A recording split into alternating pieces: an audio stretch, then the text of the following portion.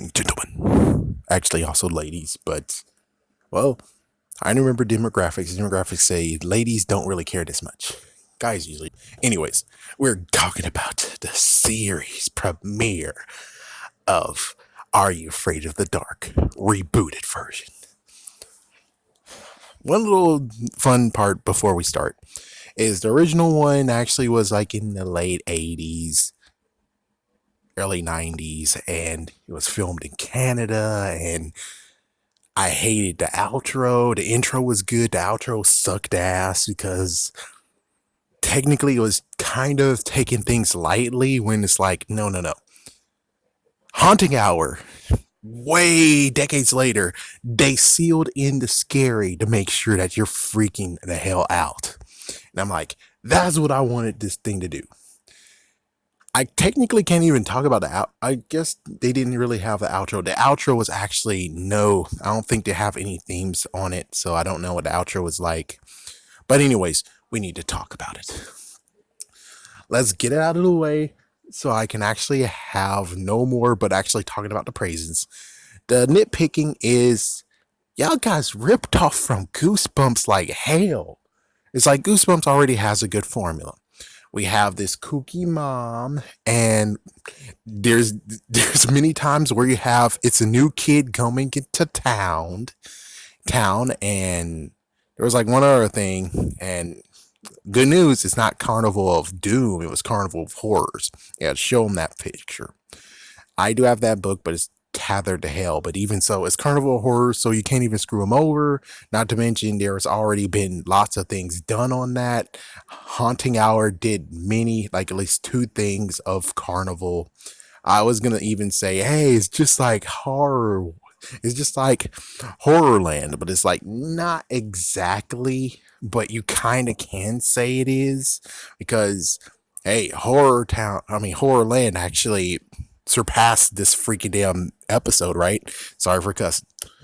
But the thing is that later on, when it comes to Horrorland, they actually prove that Horrorland can pop up anywhere in town. So it's mean anywhere in the whole entire United States of America, or heck, even in the countries. So it's like it's popped up out of nowhere. I'm like, yep, just like haunting, just like Horrorland, right? I miss Horror Town. But anyways, let's get on with what actually is good. So we got the characters. Oh yes, they have the main character, and then you have the in quotations love interest. Well, I think everyone does that. Technically, everyone does. So, anyways, we start with the new girl Rachel. I'm going to say Rachel Dawes, but no, it's not Rachel. It's Rachel Carpenter, not Rachel Dawes. So you can't actually say, screw you, lady. Now your characters can get fricked over the store. It's like, no, it's Rachel Carpenter. So anyway, so Rachel Carpenter, she moved into a new place. I didn't notice where. I think it was Oregon. I'm not sure. But she moved to a new place, and then she has to do the usual thing, and well, we get introduced to like Gavin, which is her next door neighbor, and the mom is seriously in the fucking way. It's like seriously, it's like she was checking him out, and then she just stepped right in front of her own daughter. It's like, what the hell? I get that you have no husband, but you gotta let your freaking daughter look. I know you're being a little bit protective secretly too, but it's like, oh my gosh. If you seriously want her to be on the right foot and talk to the guy, don't step right in front of her. It's like, yeah, that was really messed the freak up. She just stepped right in front of her, like, oh, hello. It's like, what the heck? Couldn't you allow those two to talk? Kind of like Goosebumps in a way too. The Goosebumps movie. It's kind of funny where it's like, Hannah was able to talk to Zach, but then all of a sudden Earl Stein came and it's like, oh crap. Actually, no, it was different. At least he actually allowed the interaction until he called her back into the house, and then he yelled, stay away from my daughter, stay away from us. She didn't do anything that horribly bad, even though still that was actually he still allowed her to talk to him, even though he didn't really want her to talk to him, but she still got a chance. Well, here you go, mom getting right in the way, and it's like, are you kidding? At least the good news is that we didn't get any vibes of The mom wants to give him a piece of something. Oh my gosh. She's quite a catch though. It's like, yeah, the mom's quite a catch. It's like I know this Mr. to say, but it's just like, yeah. Yeah, but I really the good news is that there's no vibes to that. So basically she actually the cool part is that they started this whole thing off with a nightmare. Just little snippets of the nightmare. She wakes up. She actually is a good artist.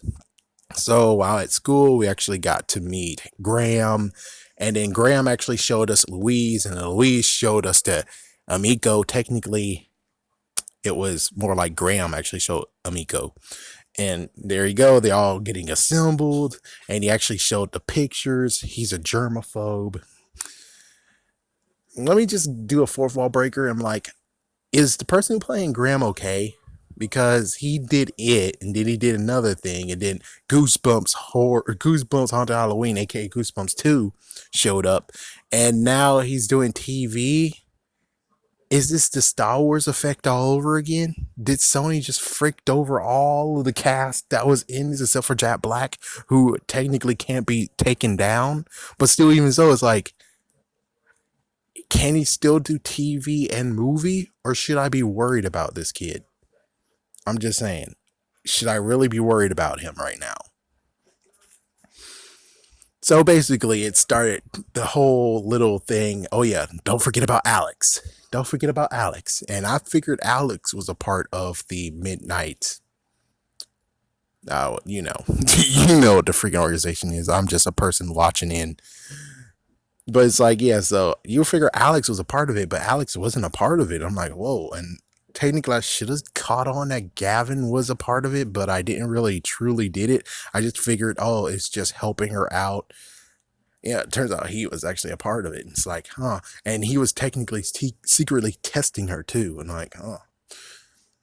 So basically, all that happened is just that day by day, I think. Was it actually the same day? It could have been the same day.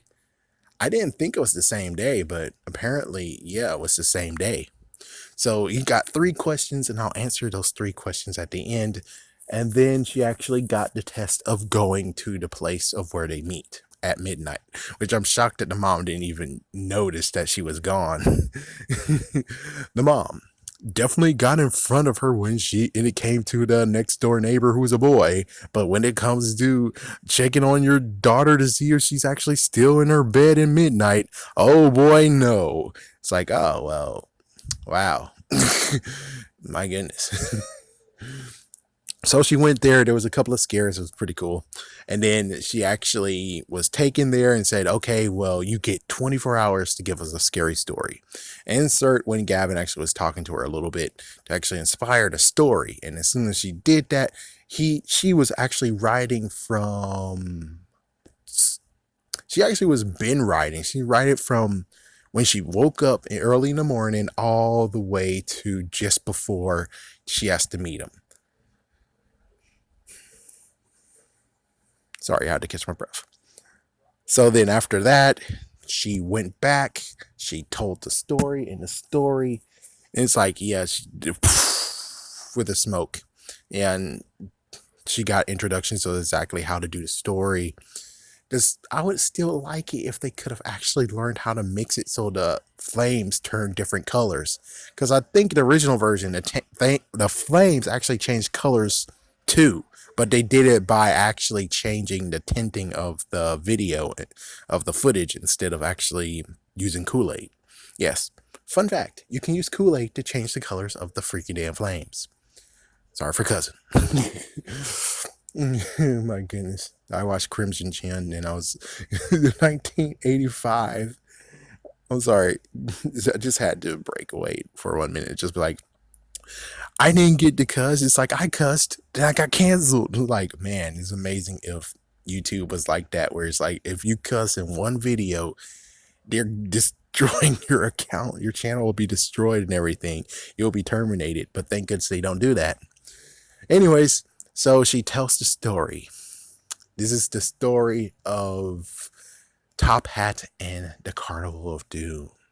So basically, she elaborated what happened to that one girl she saw in her nightmare let me tell you, that little girl, I kind of sort of hope that Netflix, I'll say Netflix, I won't say in the theaters, Netflix actually make an adaptation of Matilda.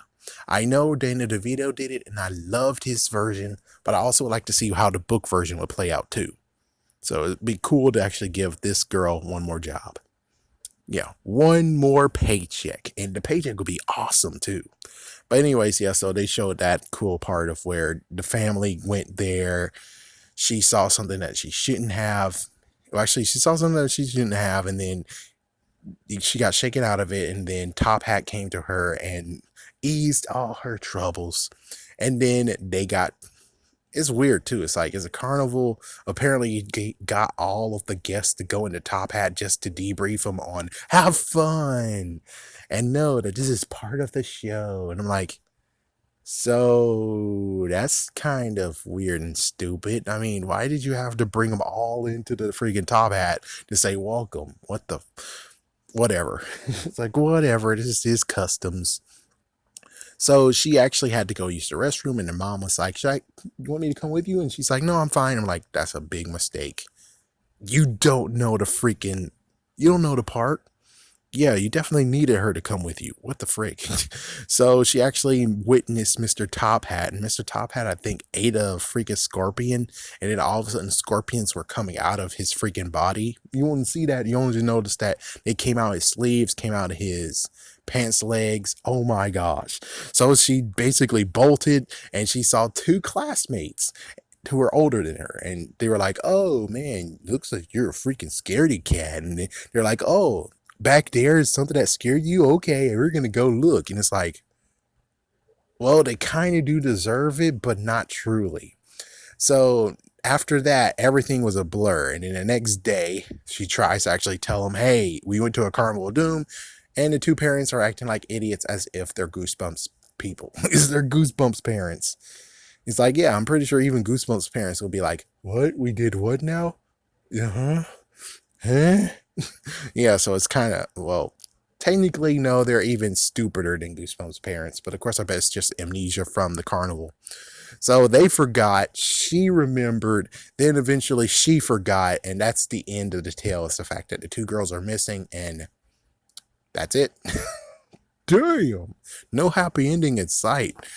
And of course, they revealed themselves, and Graham, Graham, it freaking shook him a little bit, but it shook him because he likes getting scared, man. It's like if he likes getting scared, man, damn. How about you don't wash your hands for like a week? Oh, oh, sorry for cussing. But man, oh my gosh. So he revealed themselves. Alex wasn't there. It turns out it was Gavin. And then Gavin went to talk with Rachel after she carved her name in a stoop. Even though I kind of would have loved it if they could have actually had like the stoop. I mean, yes, Headley's a reboot, but I would at least like to actually have the part of where this in the back of the stoop, you actually see that there was carvings on the name of it too. So it's like the original cast did actually was there too, and they carved their names, and it's been passed down and passed down and passed down. That would have been cool, but we don't have that, sadly. So they were able to actually get home safely. They had a little talk about, scaring, just like scaring you, just so you actually look at reality and see that reality is actually not that freaking shakeable. So then after that, we get the next morning. After the next morning, it turns out that Alex, oh my gosh, the damn dog. Jefferson, I know I cuss, it's 3. Yeah, you took 3 shots. Good for you. It's like this Jefferson. It's like, it's kind of crazy where it's like there's 2 characters named Jefferson. Yeah, Jefferson. Oh crap, never mind. Yeah, right. You had the guy who was Firestorm, and then you have Black Lightning. Their names were Jefferson. For some crazy reason, this stupid dog got scared as hell and ran. Well, actually, I guess he was brave, but stupid too, not looking after his owner. So they were walking. Yeah, it's like he was walking his dog. He walked in some kind of forest area for some stupid reason. And the dog just went into the freaking carnival, and Alex went right back after him. The dog returned home, but Alex did not. And it's like, You stupid dog. Yep, so now the police are trying to look for him.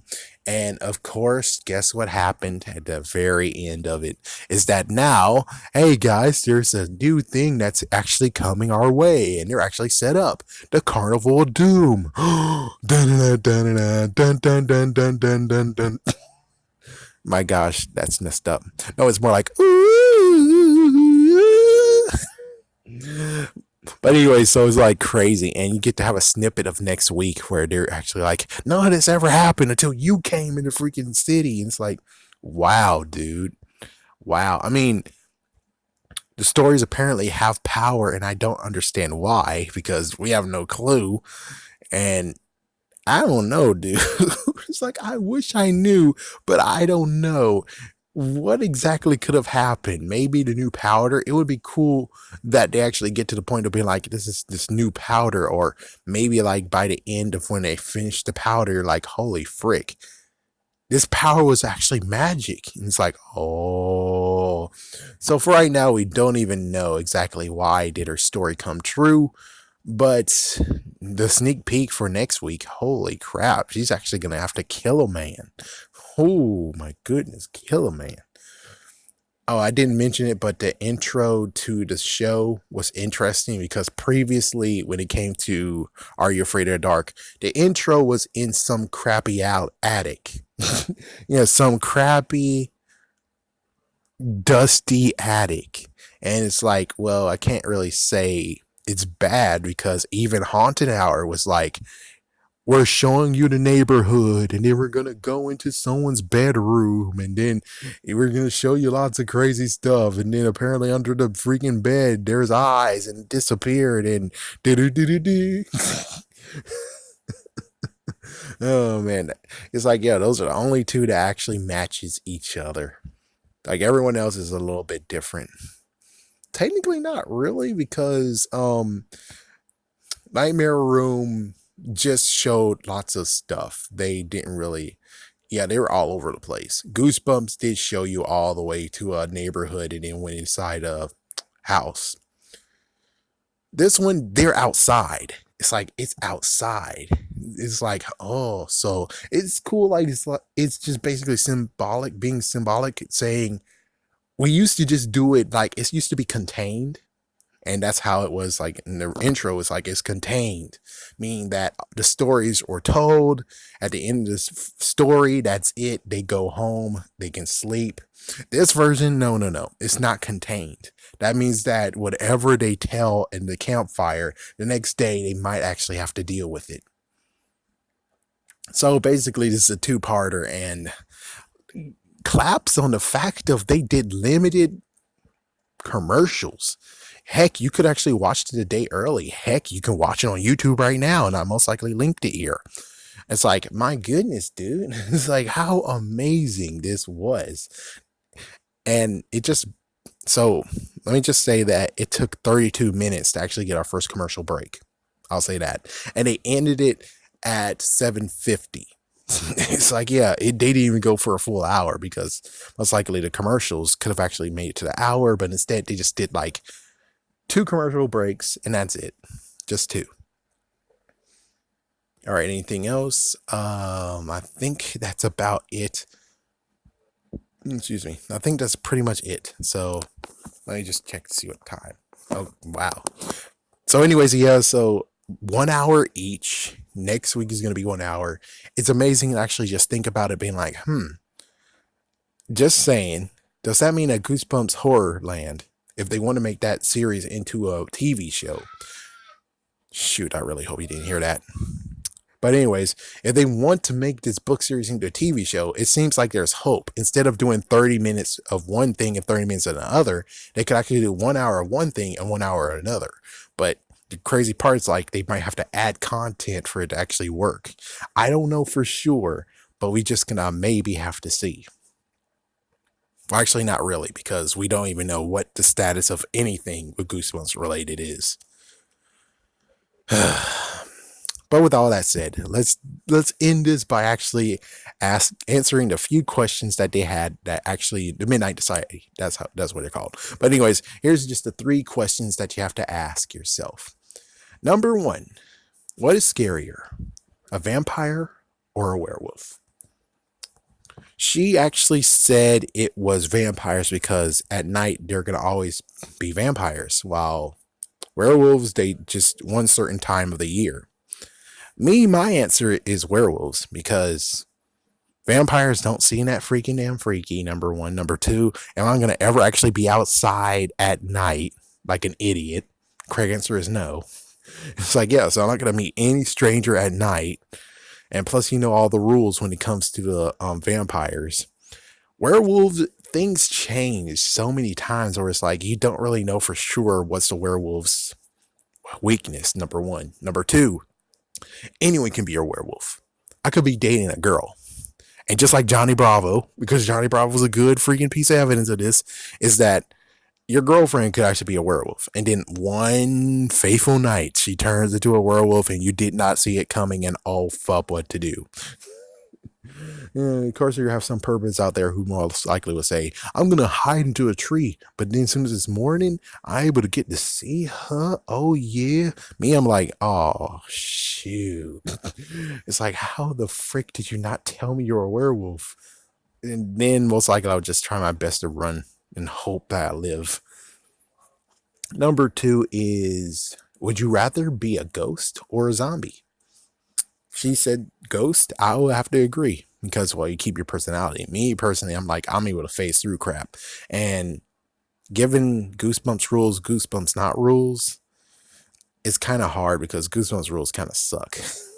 Like Goosebumps rules kind of suck. It's like Ghost Next Door kind of suck, where it's like you're gonna be living through this over and over and over again, and then you have this dark bastard over here.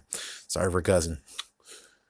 And then there's many other ghosts that are in Goosebumps, but they have messed up drawbacks. If I'm like humanoid form, like my usual form, and able to phase through things, that's the real reason. Phase through things, scare the crap out of people, scare all the ones that are like, oh, I hate you. Oh, I'm not gonna answer back your phone call. Oh man, I'm thumbsing down your video. Yep, well, guess what? I'm going to haunt your ass. Ooh, and sorry for cousin. But yeah, that sounds good. And last but not least is, would you rather sleep in a cemetery or a haunted house? Shoot. It's like cemetery will be fine, but it's going to be cold and everything. And sadly, my wits wouldn't be among me because my wits are completely crap. But haunted house, however, well, I'm going to be looking around. That's not a good idea. As for the ghost, it's like, is it Casper or is it the ghostly trio? I mean, what kind of ghost we're talking about? And she already asked that question too. It's like, yeah, what kind of ghost we're talking about? I don't know, man. I don't know. But anyways, leave your answers down below too. But watch, don't watch. I say this is a freaking watch. I turned off the lights. I turned off everything just so I could have this good experience. And the experience was well worth it. So definitely watch. It's on demand. Actually, as I speak, it's on again because they're going to show it again. And of course, you can find it on YouTube. So definitely watch. Catch you guys later.